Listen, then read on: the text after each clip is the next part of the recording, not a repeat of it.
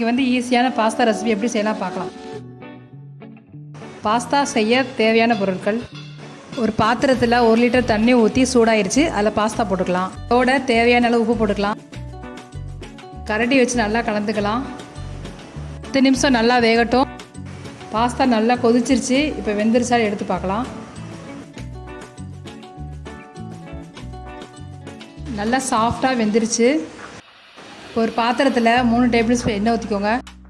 எண்ணெய் காஞ்சதுக்கப்புறம் ஒரு கைப்பிடி அளவு வெங்காயம் போட்டுக்கோங்க. நல்லா ஒரு கோல்டன் கலர் வர்ற அளவுக்கு வதக்கிக்கோங்க. அதோட அரை கைப்பிடி தக்காளி சேர்த்துக்கோங்க.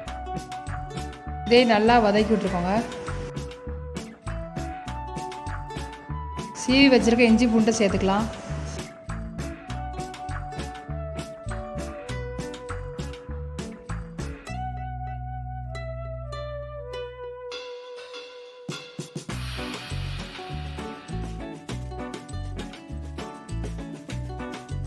மஞ்சப்பொடி அரை ஸ்பூன், 1 ஸ்பூன் மிளகாய் பொடி, 1 ஸ்பூன் கரம் மசாலா போட்டு வதக்கிக்கலாம்.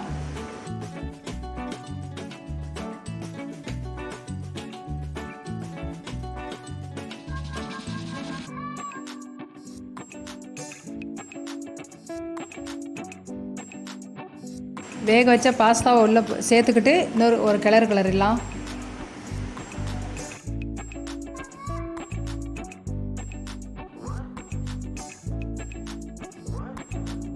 நல்லா 5 நிமிஷம் நல்லா கிளறிட்டே இருக்கணும். அப்போ தான் மசாலா உள்ளே பிடிக்கும்.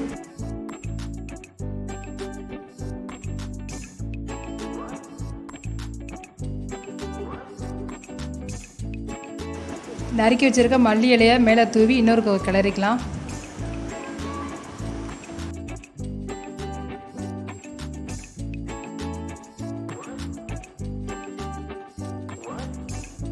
ஈஸி அண்ட் டேஸ்டியான பாஸ்தா ரெடி ஆயிடுச்சு.